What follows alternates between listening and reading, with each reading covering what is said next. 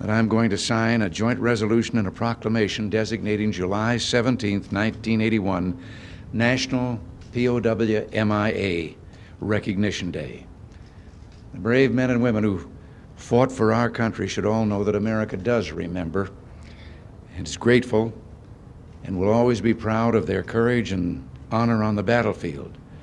And it's fitting that we pay this special tribute to those who so heroically endured the hardships and torture of enemy captivity, unusual in any war in our history, because it was the longest period that American fighting men have ever been held in captivity.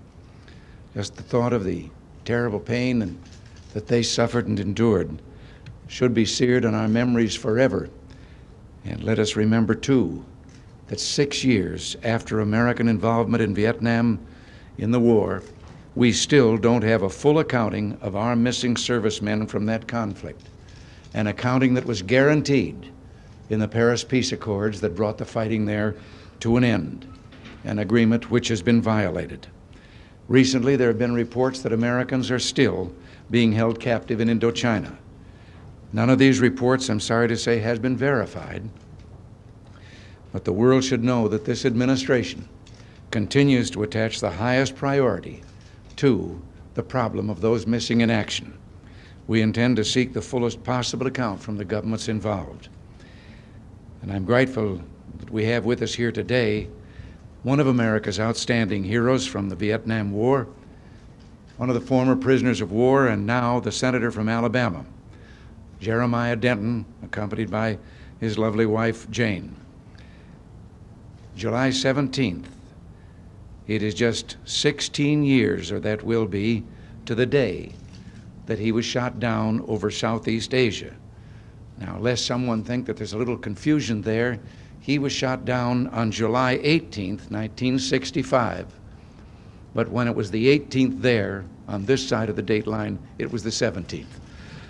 Jeremiah Denton, who will ever forget on that first night in that first plane that arrived at Clark Field in the Philippines, and he was the first man we saw come down the ramp from the plane, salute our flag, ask God's blessing on America, and then thank us for bringing them home.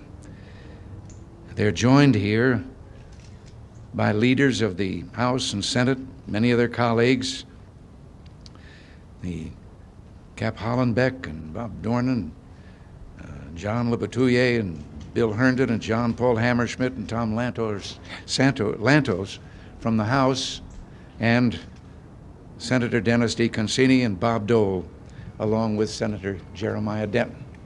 And now I'm going to have the happy task of signing the proclamation and the bill.